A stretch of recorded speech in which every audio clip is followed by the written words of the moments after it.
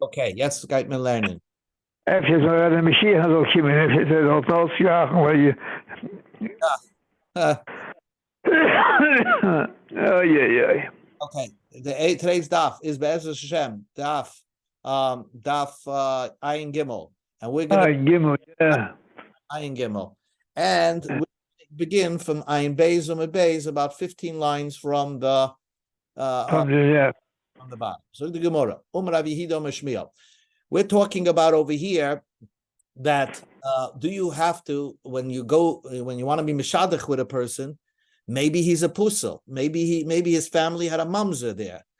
So Rav Meir said the best place to make shadichim is in Bovel, but everywhere else you have to question whether the person is a mamzer or not. Maybe the family is not kosher. So Omer Rabbi Yehuda Meshmiel Zudev Rab Meir. This was the Rab Meir's opinion. Ava Chachomim said, Kol HaRotzois, wherever you find Yidden, becheskes kashrus heim oimdus. There's a cheskes kashrus that you can rely that the family is okay and you can be mishadach with them. Says the Gemara, a Meimar gave a heter. Shara Leil Rav Huna bar Nosson, he gave a heter to Rav Huna bar Nosson, leminsav itisa b'chayzisa, to marry a woman from Chayzis. Chayzis perhaps is psulim. He said we paskin like the Rabbanan that every family has a cheskes kashrus.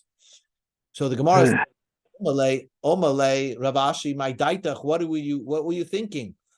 That you get Rav Meir is giving a heter to Rav Huna bar Nosson. Dam Rav Yehuda Meshmul Zidir Meir Avachachomim Marmin Kol HaRotzos Becheskes Kashrus Hein Oimdes.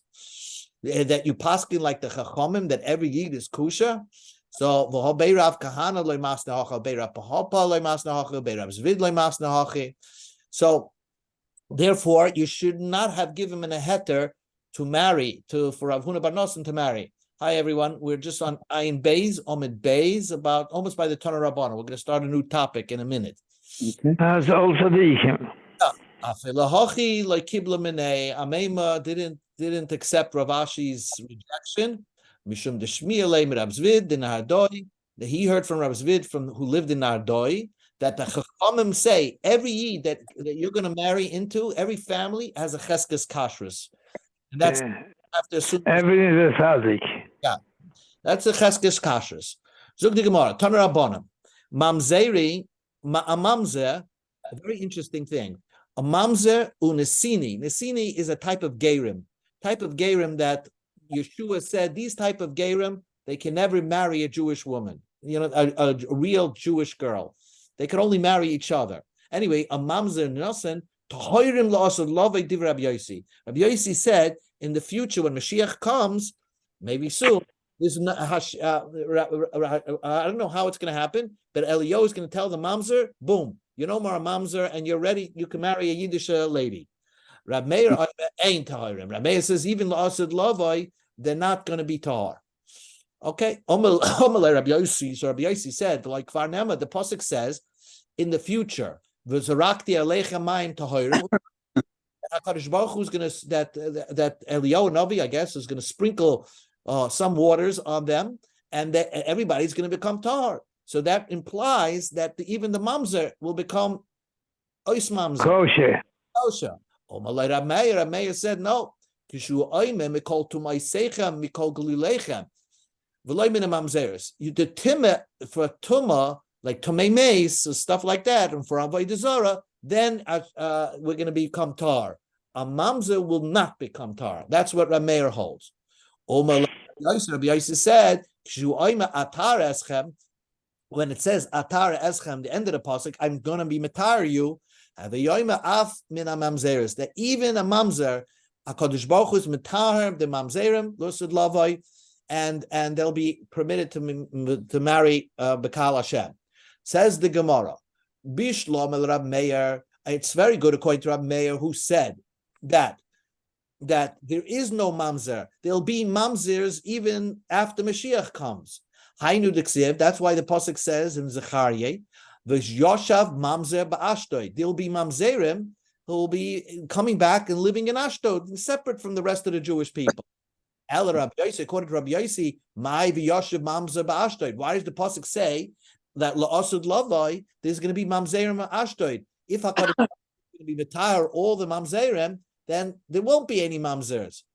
Answers the Gemara, no. That the pasuk, the pshat in the pasuk is a little different. Mamzer could mean strange people.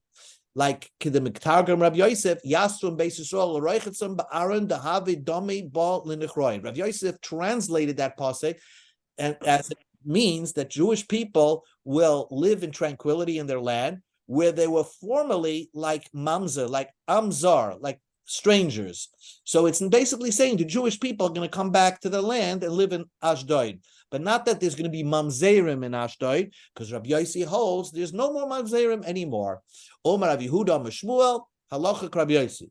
The halacha will be like Rabbi Yossi. So L'asud Lavai, any moment now, always Navi is going to come and every mamzer.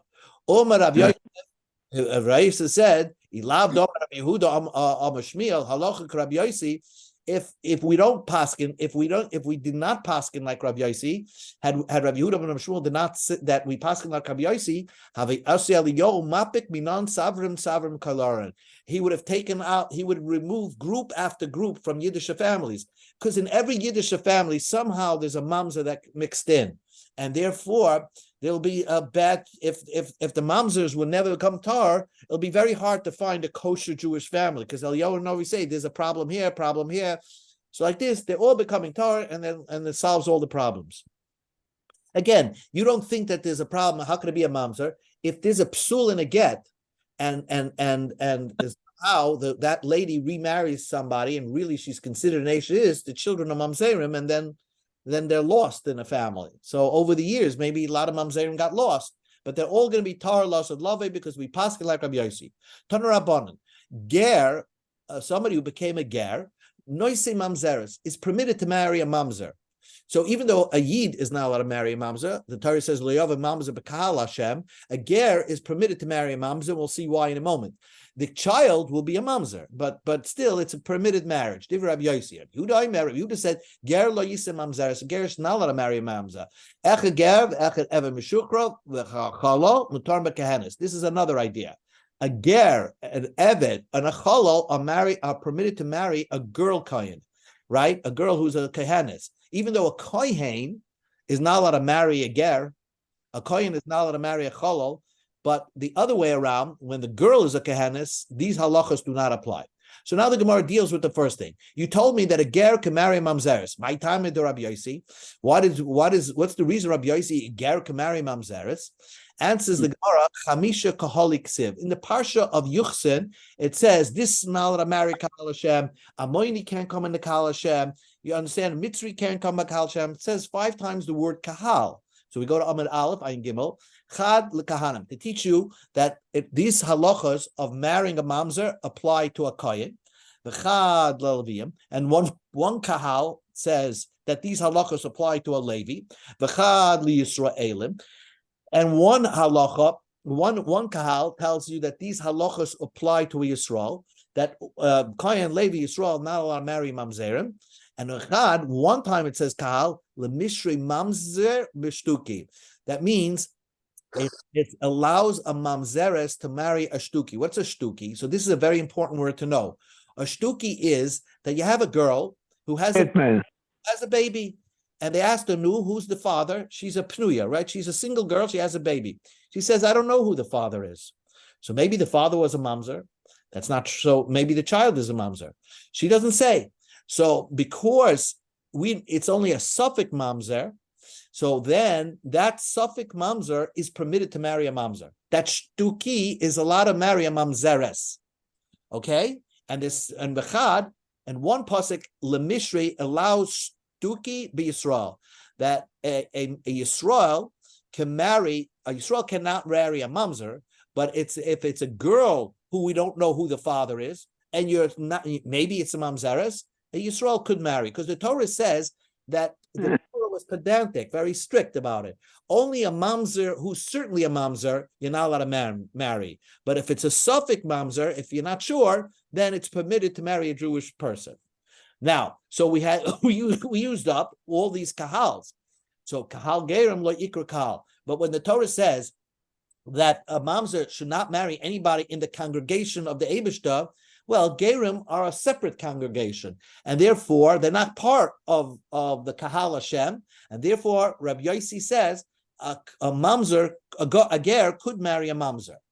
Rabbi Yehuda says like this: Kahana Levim echad kahal. He says you could learn Kahana and Levim from one kahal because they're the same shevet. So therefore, you have iyata leik lekahal gerim. So therefore, we have an extra word kahal to include gerim. That not only is a mamzer not allowed to marry anybody from the Jewish nation, but even from the convert nation, from the gerim nation, a mamzer is not allowed to marry. That's because Rabbi Yehuda is strict in not allowing a ger to marry a mamzer. The Iba is saying, if you want, I'll give you another reason, Rabbi Yehuda. Hachinami trey calling, that you can say that a Kohen, a Levi, you still need extra posiks, a kahal for a Kohen, a kahal for a Levi, but you still have extra kahal. Why? Mamzer b'shtuki, shtuki b'Yisrael, mekhat kahal nafka. For a mamzeres marrying a shtuki, or a Yisrael marrying a shtukis, that you could learn out from one call, because the pasuk reads like this: Lo yavoy mamzer b'kal Hashem. A mamzer is not allowed to marry into the congregation of the Jewish people. So mamzer vada hu de lo yavoy. A mamzer vada cannot marry into a Jewish girl. Ha mamzer suffix, but if it's a mamzer suffix, now what's a mamzer suffix? Again, you ask the girl. She says, I don't know who the father is. So that is a mamzer suffix. Yove bekahal Yove could come into the kahal Hashem, could marry a Jewish girl. And bekaval vadu de yove, mamzer is not allowed to marry a Jewish girl, a real Jewish girl. Ha bekahal suffix Yove, but he's permitted to marry a shtukis, a girl who's you're not sure if she's a mamzer or not. A mamzer is permitted to marry such a person. And Vibai said, if you want, I can tell you another reason.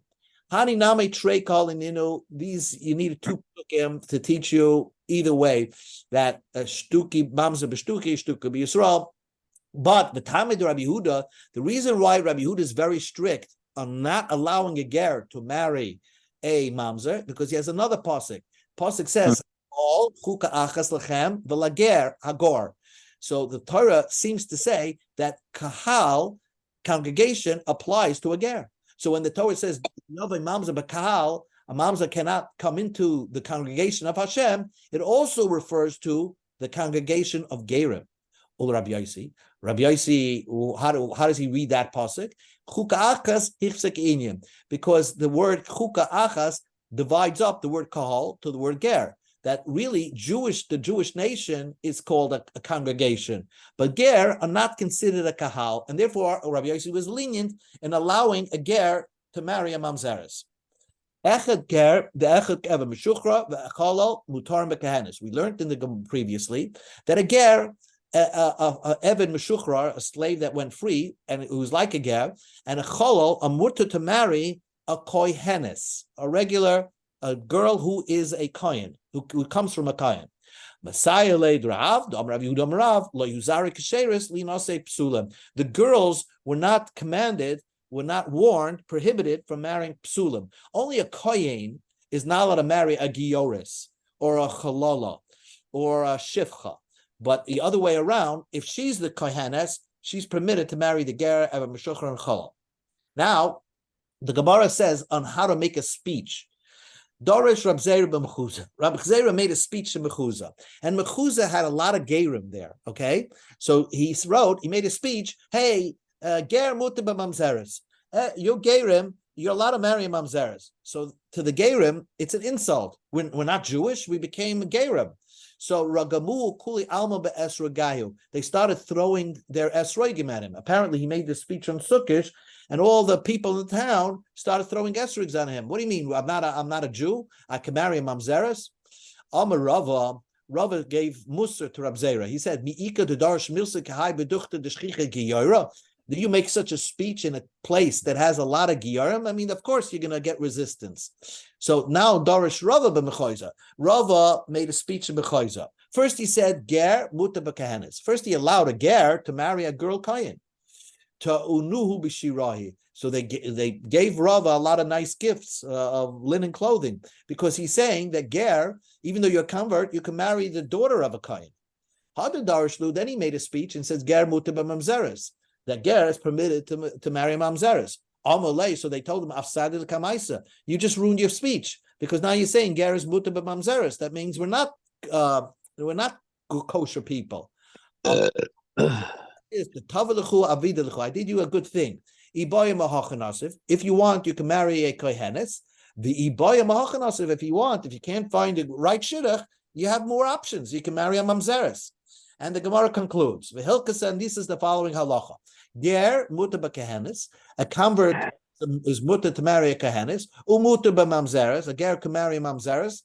Mutar b'kohenes lo yuzrak sheres linas psulam. Okay, so that's why that we paskin like Rabbi Yossi, and we paskin that the kohenes, the girls, were not prohibited to marry the psulim. Elu hein shtuki. We discussed this before. Kol shemaker. Remember, a shtuki is the Torah. The Mishnah said a shtuki cannot really marry a Jewish. If a lady, imagine a girl. You ask her, is a Jewish girl, who's the father of this kid, and she says, I don't know. So we have a halacha that really this kid should not marry into the Jewish religion, into the Jewish real Jews. I mean, not real Jews. I mean, they're all Jews, but she shouldn't marry anybody who regular. Why not? A kosher Jew. Kosher Jew. Because maybe this girl had a child with a mamzer. So Omar Rava, that's what Rava said. Dvar Torah shtuki kasha. Mina Torah, a shtuki can marry into Jewish people, into regular kosher Jews. If you ask this girl who she was mezana with, she was with somebody who's kosher, a kosher yid. It's very unlikely. It's a small minority that she was somebody who's apostle, right? Because most of the people she encounters in Znus, she's a Zayna, right? So most of the people she encounters are Zionists. So therefore, we can assume that she didn't have relations with them. Even if she went to sleep with somebody, if they went to sleep with her, called the parish Merubah parish. Probably they're kosher people that went to sleep with her. My Amret, Dilma Ozli Ila Gabe, maybe she went to sleep with somebody else. She went to the guy's house. So you're going to say that maybe she went to somebody's house. And if she goes to somebody's house, we have a halacha that we look at it as a 50-50. You don't know who the guy is. Maybe he's kosher, maybe he's pasul. So maybe it's a 50-50 chance that the child is a 50-50 chance is a mamzer. So really, nobody should be allowed to marry. A regular yid should not be allowed to marry. But Torah Amar, the Torah only prohibited lo yavi mamzer. Mamzer vaday hu de lo yavi. A mamzer vaday cannot marry a Jewish girl. Ha mamzer sufik, but if the boy is a sufik mamzer, yavi, he can marry a Jewish girl. And the opposite is true also. Bekal vaday hu de lo yavi. That a Jew cannot marry a mamzeres. A regular he can marry, but he can marry a sufik mamzeres. So then why did we, if Minatorah it works, why do we say that a shtuki is pasul? That we don't allow a yidin to marry a shtuki? Because very strange that if we allow a shtuki to marry, maybe this boy, since we don't know who his father is, if we allow him to marry any girl, maybe he's marrying his sister. Maybe his father was Mazana. This girl, maybe the girl that he wants to marry is really his sister, because he doesn't know who his father is, so he never know who his sister is. So if that's the case, says the Gemara, that's strange. Then we can never allow a shtuki to marry another shtukis. Who is he going to marry? Because Shema Yisach Choisei Me'ovid. Maybe he's marrying his sister from his father. Maybe his father was Mizana with this girl, and then he was Mizana with that girl, and you're the two children of the same father. So therefore, he'll never be able to marry anybody. He can't marry a regular yid, and he can't marry another shtukis. So the Gemara says that is very unlikely. Kol kihanim is anav ozli. Is this the father of all the if he was mezana with every zayna in the town, it's very unlikely that the two shtukis are from the same father. Says the Gemara, then he can never marry from, let's say, a regular Yisrael married a shtuki, and they had a daughter who's a shtukis. She shouldn't marry that because maybe his future father-in-law was his real father, and he was mezana with his mother, and now he got married, a good marriage in the second time, and he's coming to marry his father-in-law is actually his father, and he's marrying his sister. Ella says the Gemara, all this is unlikely. Ella mala also b'yochsen. The reason stem a Jewish girl, a Jewish guy from a very normal family and a kosher person, he has to live up to a certain standard, and therefore he shouldn't marry a shtuki. Rava said, Dvar Torah asufi kasher. As a sufi is, let's say, an abandoned baby. Now we're talking about an abandoned baby, let's say in Borough Park. So Mustama came from a Yid, but maybe why do people abandon a baby? Because perhaps it was born out of a mamzer. It was a married woman who did znus. So therefore, min Torah and a Sufi, you're allowed to, and if you find an abandoned baby, he could marry a Jewish girl. My tama, because most probably an abandoned baby is kosher. If it was a Ashish Ish that abandoned her baby, a married woman, she would never abandon her baby. But if the baby was born, she will always say, "Oh, it's my husband who's the father of this child." My Ika, what could possibly be? Me at the Rusis, me Charles Balay Medina Siyam. If a married woman whose husband is overseas, or an Arusa who never even went under the chuppah, and she was mezana, so for sure she has no excuse how she had a baby. So that's why she abandoned, because it's a mamzer. But most likely, an abandoned baby is not really from a married woman. Even the Ika Pnuya, some people who abandoned babies were never married, the mother was never married, or the Ikanami de Malchus Ra'avan. People abandon a baby because it's hunger. So have a palga, really it's a 50-50 chance that this abandoned baby is a mamzer. So the Torah says pedantic.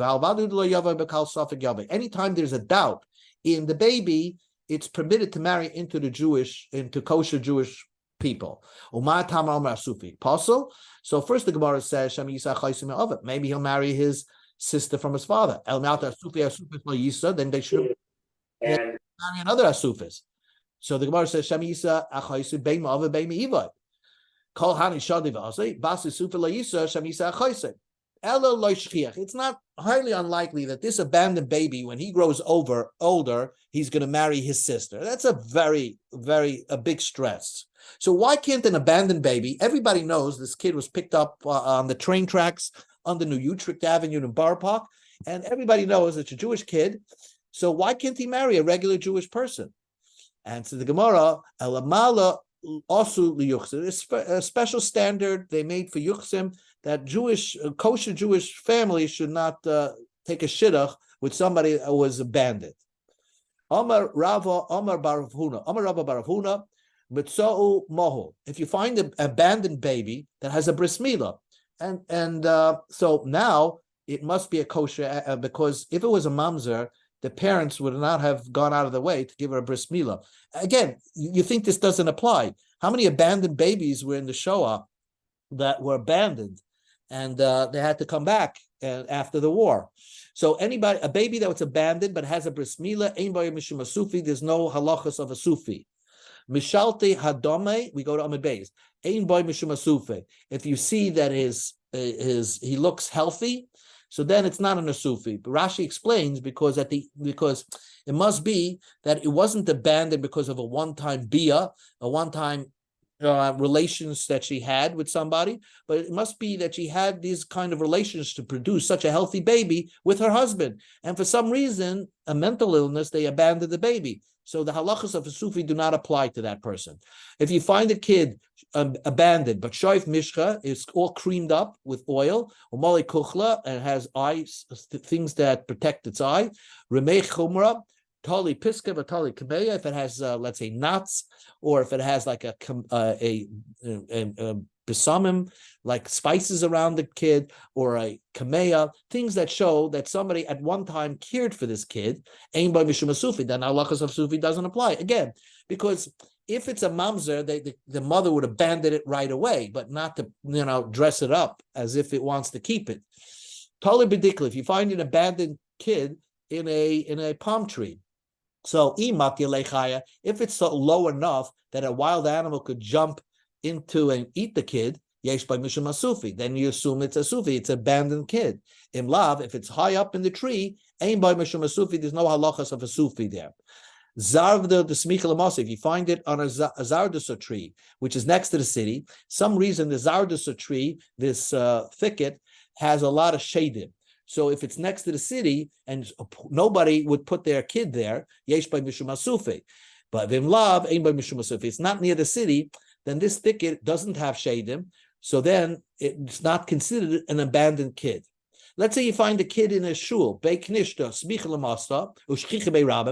shul that everybody comes into, and you find an abandoned baby there. That's not hasufi.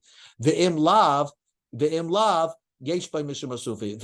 If it's they used to have shuls, out of the city, and therefore, most of the times people were not there. So if you find an abandoned baby there, then it's a Sufi baby. Amar Amema said, if you find the baby located where they put animal food, pits for animal food, then it's an abandoned baby. If you find it in the river where it can easily be spotted, let's say it's in a little basket in the river, like Moshe Rabbeinu, but it can easily be spotted by ships or other boats, then it's not an asufi baby. Pishre yesh by mishum asufi. It's in a part of the river where the snow melts and ships don't pass there. It's an abandoned part of the river. Then that kid is called an asufi.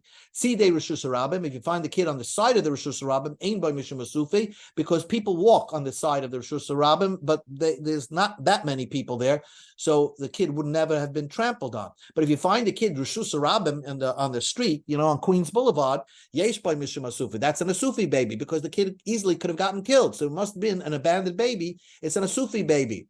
Amar Rava, uvishnei ra'avain. One final thing, and we'll stop. Uvishnei ra'avain, in a hunger year, ain by mishum asufi. There's no asufi, abandoned babies, in a hunger year. So the Gemara says, Hada Rava ahaya. What was Rava talking about? If he's talking about an abandoned baby in Rishus Harabim, if it's a hunger year, there's no asufi. But even if it's a hunger year, but why would a lady leave her baby in the middle of the Rishus Harabim where the kid could get trampled on? Just because it's a hunger year, I did a Shnei oven, because it's a hunger year, he wants to kill the baby. The Ella Atzidei Rishus Harabim, if the baby was found on the side of the Rishus Harabim, well, even if it wasn't a hunger year, it's not an abandoned baby. Even if it wasn't a hunger year, it's not considered an asufi baby. So the Gemara concludes that Rava was talking about something else. Rava was talking about the following. Rav said, as long as, let's say, there's an abandoned baby on the street, on Central Avenue, right?